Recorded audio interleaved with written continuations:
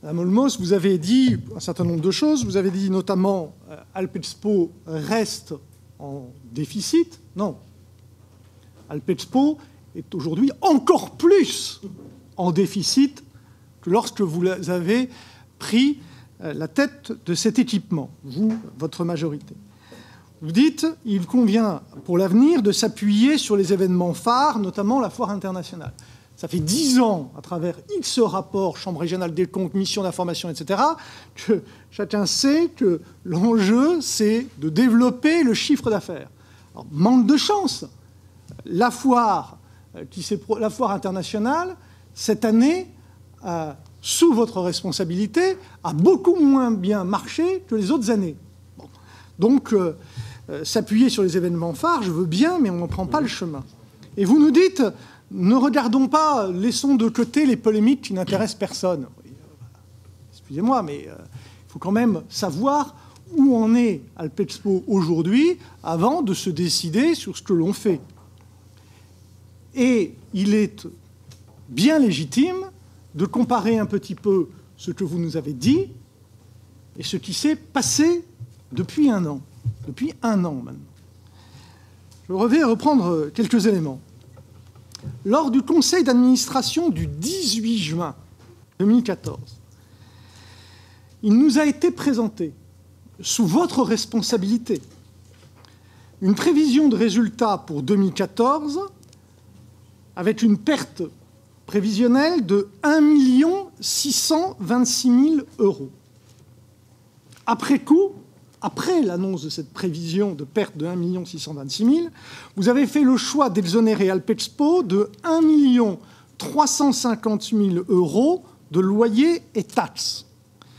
Le résultat 2014, s'il avait été donc conforme à vos prévisions, aurait dû être d'une perte de 276 000 €. Elle est en réalité de 783 000 €. Soit un demi-million de plus. Et lorsque je fais cette constatation au dernier conseil d'administration d'Alpexpo, son président me dit, je cite, j'ai le compte-rendu, j'ai le PV, « Le résultat n'est pas éloigné des prévisions ». Alors, à partir de combien de millions estimerez-vous vos prévisions mauvaises ? Lors du conseil d'administration du 15 juillet 2014, le président d'Alpexpo a souhaité être mandaté pour, je cite, « étudier les différents scénarios possibles en vue d'une continuité de l'exploitation de la société ». Le processus que vous entamez ce soir avec la saisine de la commission consultative des services publics nous emmène à l'opposé, puisqu'il conduit à la fin de la société d'économie mixte. Et toujours lors de cette séance de juillet, le président a été mandaté pour, je cite, « étudier avec chaque actionnaire le rôle qu'il souhaite occuper dans la société dans le court et long terme et étudier l'entrée d'autres actionnaires dans la société ». Qu'est-ce que signifie la transformation de la SEM en SPL ? C'est que tous les actionnaires privés sortent et qu'il n'y a aucun nouveau actionnaire, évidemment, qui arrive. Donc, on est vraiment à l'opposé de toutes vos déclarations au début de mandat.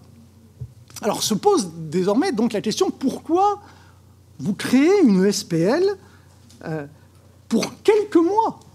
Quelques mois. Elle va durer quelques mois, cette société publique locale, avant qu'un nouvel opérateur, privé ou public, en fonction du résultat de la mise en concurrence qui va être faite, eh bien pour une raison simple.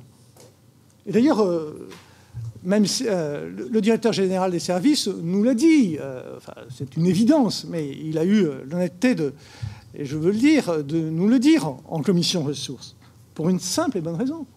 C'est que la SEM ne passe pas l'été. Au rythme prévu et inéluctable, la SEM, sans recapitalisation, se trouverait cet été en cessation de paiement.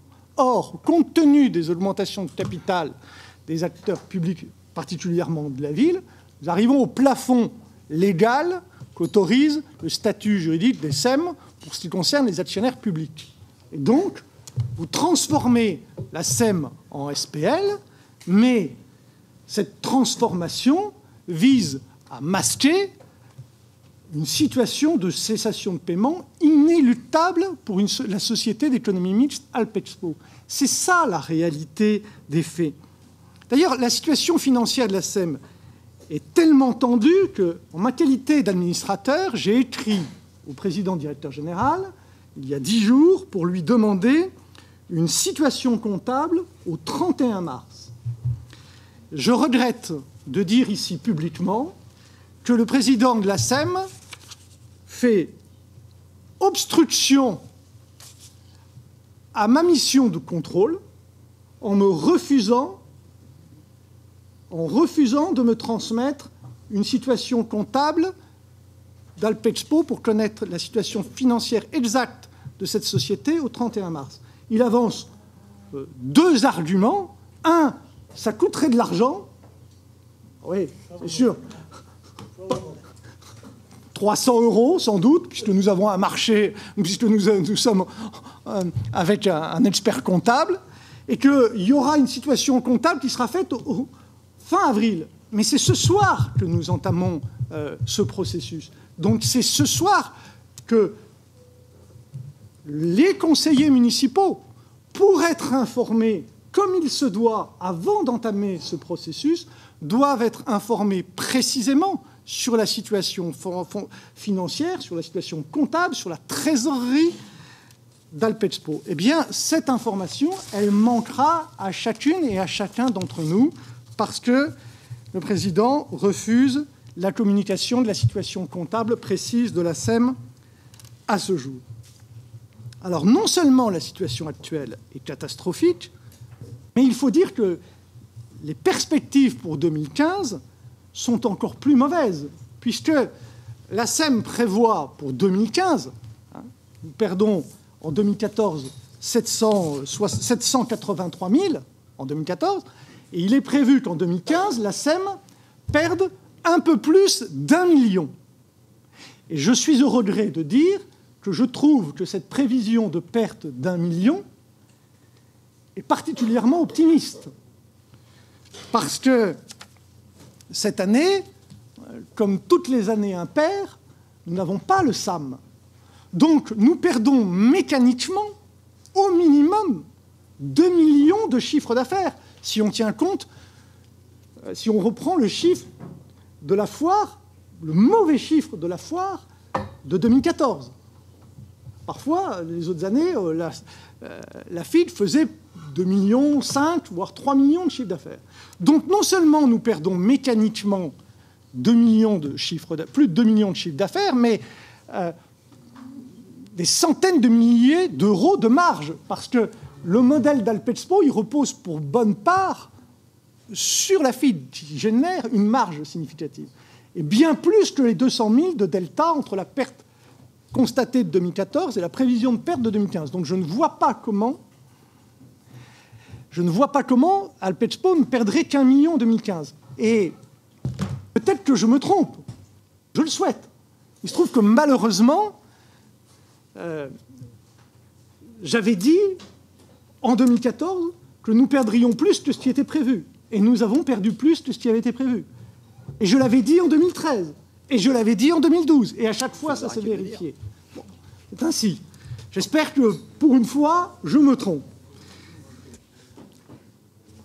Je viens de démontrer, à travers un certain nombre de citations, que ce que vous faites aujourd'hui, c'est le contraire de ce que vous envisagiez il y a un an.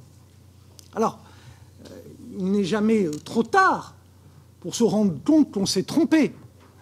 Et de ce point de vue-là, le fait de lancer une DSP et de dire, en tous les cas, que vous l'orientez vers un opérateur privé est une bonne chose, puisque, au fond, vous décidez à initier un processus aujourd'hui que nous avions indiqué qu'il fallait lancer il y a un an. Donc, Le problème de cette année perdue, c'est que nous sommes dans une situation bien plus délicate et que, comment dire, vous allez être face à un dilemme lorsque viendra le moment de construire le cahier des charges de cette délégation de service public. Bien sûr que vous pourrez trouver un opérateur privé, mais cela sera beaucoup plus compliqué et cela demandera beaucoup plus de sacrifices, notamment pour un autre argument que je n'ai pas évoqué. Mais c'est que, entre-temps, vous avez fait un choix qui est de réinternaliser un certain nombre de fonctions. C'est un processus, pour être tout à fait juste, qui a été initié avant même que vous arriviez, mais que vous avez poursuivi. Et c'est dire que, par rapport au moment où elle était au plus bas, la masse salariale a augmenté de 50% sur ces 2 dernières années. Or, vous le savez, enfin, je ne sais pas si vous le savez, parce que sur le Palais des Sports, visiblement, vous ne le savez pas, mais il y a une obligation de reprise du personnel. L'opérateur qui prendra la DSP aura une obligation de reprise du personnel. Et donc, ce sera une charge plus lourde pour lui. Et donc, bien évidemment, il exigera, il faudra proposer des contreparties plus significatives. Parce que si vous lui demandez d'assumer une masse salariale bien plus significative qu'elle ne l'était il y a 2 ans, si vous lui demandez d'assumer tous les investissements, si vous lui demandez de racheter les marques, qui, à mon avis, d'ailleurs, valent beaucoup moins que ce que vous espérez, je vous le dis comme je le pense, eh bien, il faudra mettre quelque chose en face, parce que sinon, vous n'aurez personne. Et à ce moment-là, tout nous restera sur le dos. Mais pour qu'on ait un opérateur privé, il va falloir dérouler le tapis rouge. Et ça ne sera pas anodin, et ça ne se fera pas comme ça. Et quand on sait qu'il va falloir, donc, immédiatement, dans le cadre de la transformation de la SEM en SPL, remettre de l'argent avant l'été dans cette SPL, on mesure l'ampleur du coût pour la collectivité que cela représente.